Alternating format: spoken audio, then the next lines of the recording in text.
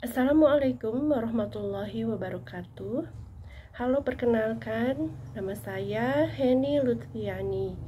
Saya mahasiswa Sekolah Tinggi Ilmu Kesehatan Dharma Husada Bandung, program studi Sarjana Kesehatan Masyarakat. Nah, kawan semua, apakah pernah dengar monkeypox? Nah, kali ini saya akan berusaha membahas apa-apa saja yang perlu kita ketahui tentang penyakit monkeypox. Selamat menonton. Beberapa bulan yang lalu, sedang gencar pemberitaan di media massa tentang penularan penyakit monkeypox di beberapa negara yang sebelumnya tidak pernah melaporkan penyakit ini. Monkeypox atau cacar monyet adalah penyakit yang disebabkan oleh virus monkeypox yang merupakan anggota genus Orthopox virus dalam keluarga Poxviridae. Mengapa dinamakan monkeypox? Monkeypox pertama kali ditemukan pada tahun 1958 di Denmark. Ketika ada 2 kasus muncul pada koloni kera yang dipelihara untuk penelitian. Ngeri ya?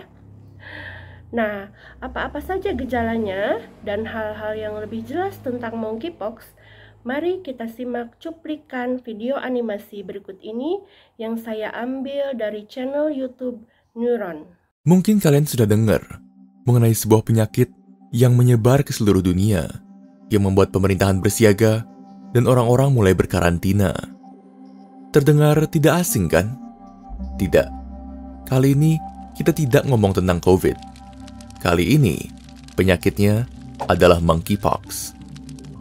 Pada 25 Mei 2022, sudah terekam lebih dari 200 kasus monkeypox di 21 negara. Tentunya, ini membuat banyak orang cemas. Tapi, apakah benar monkeypox akan mendatangkan pandemi seperti COVID? Atau apakah ini hanya penyakit yang akan datang dan pergi? Untuk menjawab semua pertanyaan tersebut, mari kita simak dalam video ini.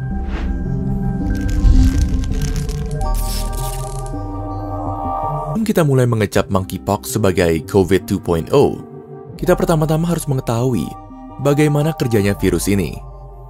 Berbeda dengan namanya, monkeypox justru tidak ditularkan oleh monyet, namun justru dari hewan pengerat seperti tikus. Monkeypox disebabkan oleh virus yang berada di dalam satu keluarga dengan cacar, atau dikenal juga dengan istilah smallpox. Sama seperti COVID, monkeypox dapat menyebabkan demam dan nyeri. Namun berbeda dengan COVID, monkeypox dapat menyebabkan juga bintik-bintik yang timbul pada kulit dan gatal-gatal. Monkeypox menyebar melalui bintik-bintik ini, atau melalui kontak dengan benda yang terkontaminasi, seperti spray tempat tidur. Syukurnya, monkeypox dapat sembuh dengan sendirinya dalam waktu sekitar 2 hingga 4 minggu, atau dengan obat-obatan. Namun, bisa jadi ada bekas luka yang tersisa setelah sembuh. Monkeypox pertama kali ditemukan pada tahun 1958 di Denmark. Kasus monkeypox umumnya ditemukan di negara-negara Afrika, seperti Kongo dan Nigeria. Namun, kadangkala ada muncul kasus yang terisolir di negara seperti Singapura, Israel, dan Inggris. Namun, ini hanyalah penyebaran kasus yang kecil dan dapat dengan mudah dikendalikan. Tapi kini, hal tersebut telah berubah. Jadi, akankah monkeypox memunculkan pandemi baru? Jawaban pendeknya adalah tidak. Mengapa tidak? Ada 3 alasan. Pertama adalah kesamaannya dengan cacar. Seandainya kalian lupa, kita sudah memiliki vaksin untuk cacar. Dan untungnya lagi, vaksin yang sudah ada ini terbukti 85% efektif terhadap monkeypox. Keduanya adalah metode penularannya. COVID, seperti yang kita semua ketahui, menyebar melalui droplet di udara. Namun monkeypox menyebar melalui kontak dengan virus, melalui bintik-bintik atau benda yang terkontaminasi. Hal ini berarti, kecil kemungkinannya kamu tertular monkeypox dari menyenggol orang di kereta atau makan-makan di luar misalnya. Namun, justru besar kemungkinannya monkeypox menular dari aktivitas yang ada banyak persentuhan antar kulit, seperti seks misalnya. Dengan COVID, kamu dapat menularkan penyakitnya bahkan sebelum gejala-gejala muncul. Namun dengan monkeypox, kamu baru bisa menularkan penyakitnya saat gejala muncul.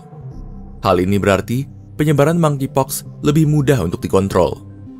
Dan yang ketiga, gejala-gejala fisiknya membuat kita lebih was-was.